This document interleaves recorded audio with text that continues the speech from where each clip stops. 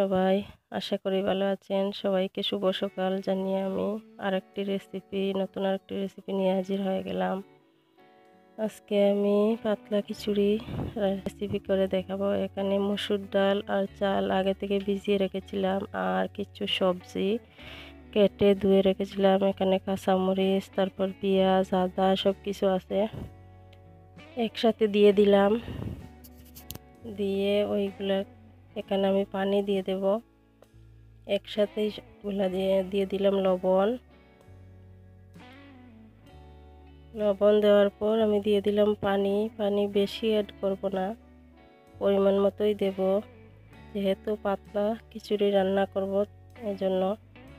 দিয়ে আমি চুলায় বসিয়ে দিলাম, একটা ঢাকনা দিয়ে ঢেকে রাখলাম কিছুক্ষণ। তারপর দিয়ে দিলাম দুটো তেজপাতা দেওয়ার পর এখানে আবার দিয়ে দিলাম কিছু ছোলা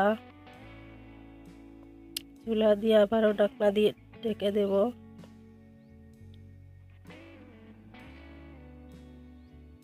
এরপর এখানে জিরা, মরিচের গুঁড়া, হলুদের গুঁড়া, ধনিয়া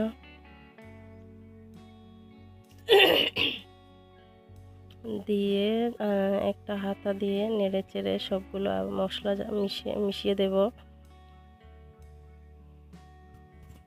এটা খুবই সহজেই রান্না করা যায়, সেজন্য ভাবলাম রমজানের মাস, সবাই তো কম বেশি খিচুড়ি রান্না করেন, এই জন্য আপনাদের সামনে তুলে ধরলাম আমার মতো করে। কিছুক্ষণ পর আবারও একটা হাতা দিয়ে নাড়তে থাকি।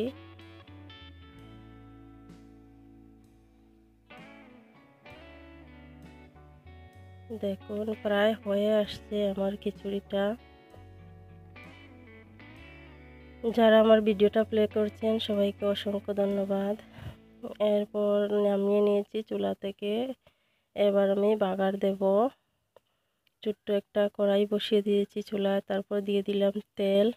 এরপর কিছু পাঁচ ফোড়ন আর শুকনো লঙ্কা নিলাম, এগুলা দিয়েই বাগার দেব। দিয়ে এরপর নেড়েচেড়ে নামিয়ে নেব, কারণ আমার ওখানে চুলায় রান্না করতেছি, আগুন অনেক বেশি। আমি তাড়াতাড়ি নামিয়ে নেব, নিয়ে খিচুড়ির উপর ঢেলে দেব। দিয়ে একটা হাতা দিয়ে আবারও নেড়েচেড়ে মিশিয়ে দেব। আমার খিচুড়ি রেডি। কেমন হলো কমেন্টে জানাতে ভুলবেন না। সবাই অনেক অনেক ভালো থাকবেন, সুস্থ থাকবেন। আবারও হাজির হয়ে যাব নতুন কোনো রেসিপি নিয়ে। ততক্ষণ পর্যন্ত ভালো থাকবেন। আল্লাহ হাফিজ।